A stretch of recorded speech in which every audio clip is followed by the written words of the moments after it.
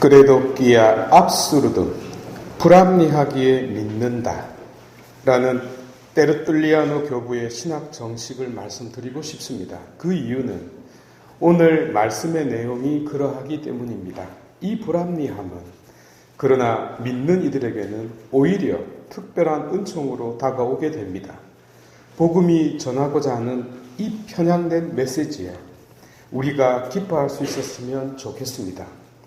기독교 신앙은 사실을 넘어서 진실 여부를 떠나서 그 내용 자체가 파격적이고 비합리적이고 비이성적입니다. 예컨대 열심한 사람을 바리사이로, 죄인을 의인이라고 칭의하고 죄를 지은 당사자가 아닌 예수라는 이상한 자가 뒤집어 쓰는 둥, 이상한 내용으로 가득 차 있습니다. 초창기 교회 때부터 이를 문제 삼았던 이단에 맞서서 테르툴리아노 교부는 불합리하다는 바로 그 이유를 믿을 수 있는 근거로 삼았습니다. 이후 중세 안셀무스는 이해하기 위하여 믿는다라는 그 유명한 신학 정식으로 발전시켜 나가죠. 그러나 이 또한 이해되지 않기 때문에 먼저 받아들이고자 했던 것이 아니었겠습니까? 결국 신앙 자체는 이성을 넘어서는 사건입니다. 사실 그것을 다 알고 받아들인다는 것 자체가 비현실적일 수 있습니다. 예컨대 우리가 비행기를 다 알고 비행기를 탑니까? 컴퓨터에 대해서 얼마나 알기에 컴퓨터를 쓰고 있는지요? 핸드폰에 대해서는 얼마나 아시길래 핸드폰을 사용하고 있습니까?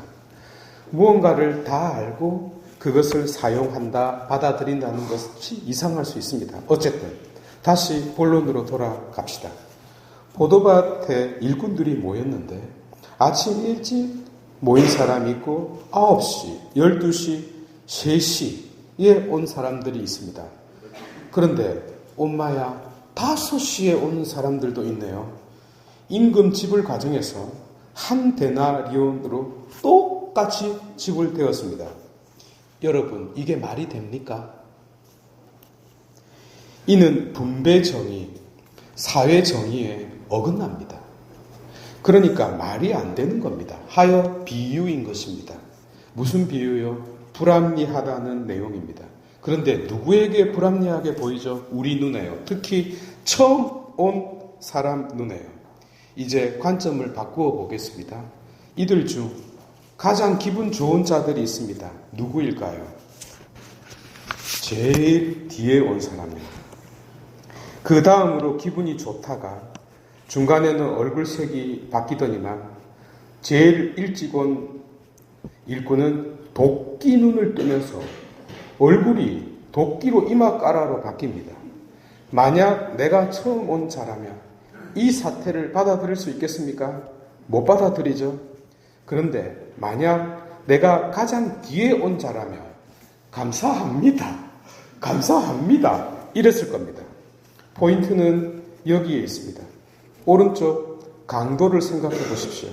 정말 막판에 말 한마디로 천국에 직행했습니다.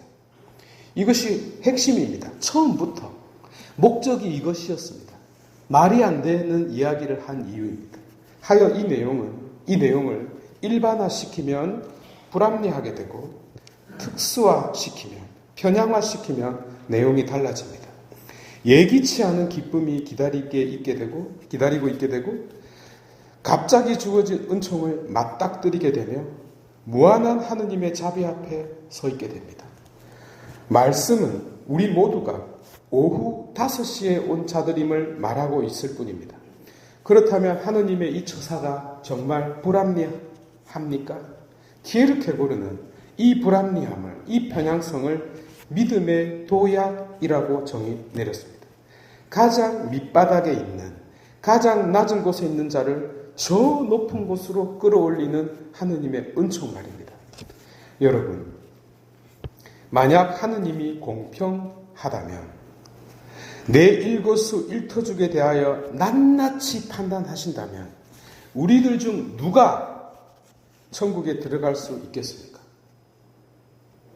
하여 오늘 이사야서도 내 생각은 너희 생각과 다르다고 하늘과 땅만큼 다르다는 말 한마디로 끝내버립니다. 핵심은 우리들 중 누구라도 한 시간만 최선을 다해서 일한다면, 늦게라도 마음을 고쳐 먹기라도 한다면, 단 한 명에게라도 선을 베푼다면, 처음 만난 사람에게 웃는 얼굴로 인사하기라도 한다면 그 결과는 상상 초월의 그 무엇이 기다리고 있다는 메시지입니다. 그러니 지금까지 살았던 삶에 얽매이지 마시고, 과거의 화려한 삶에 얽매이지 마시고, 앞으로 내가 할 수 있는 그 한 시간을 어떻게 할 것인가를 고민하시기 바랍니다. 바로 그 한 시간에 내 인생을 결정할 그 무엇이 담겨 있습니다. 모두 일어나셔서 신앙 고백합시다.